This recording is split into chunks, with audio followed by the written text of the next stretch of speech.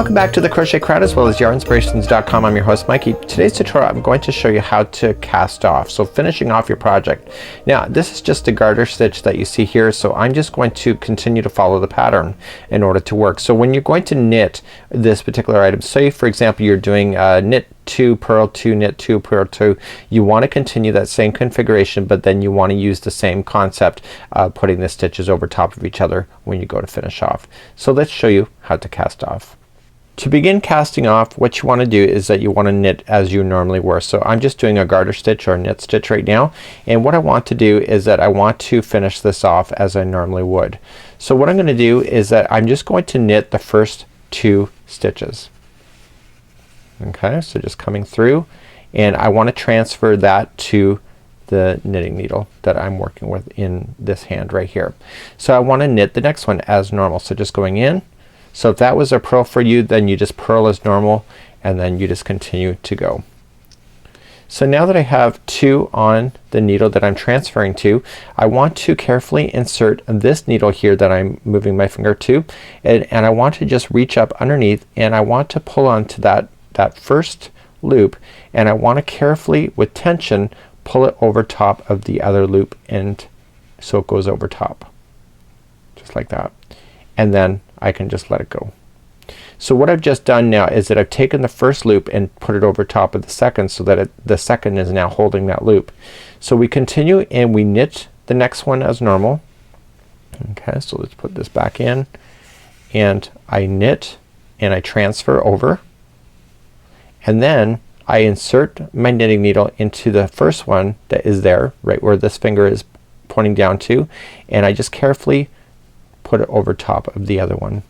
Okay, so I don't let that other one fall off the knitting needle, and therefore it's getting nice and stuck, and therefore it's now on. So knit as normal like so, coming around, pulling it through. Okay, slide off, slide the first one up over top of that one like that.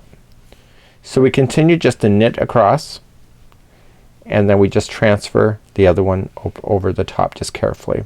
You want to take your time when doing that, because if you let things go it can get a little bit of a disaster for you. So just take your time and transfer, and then take the first one up and over. And you want to go all the way down your project doing the same thing.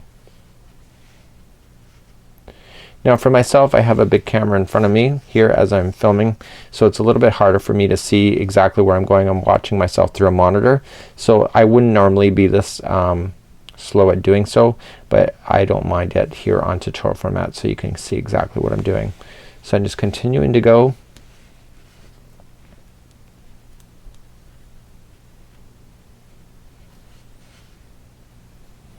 and I'm working my way all the way down. Gets easier once you start finding your tension and how to do things. So I'm going into my last one here, wrapping around, pulling it through, and then I'm going to take that one up and over. So you have one last one on your knitting needle.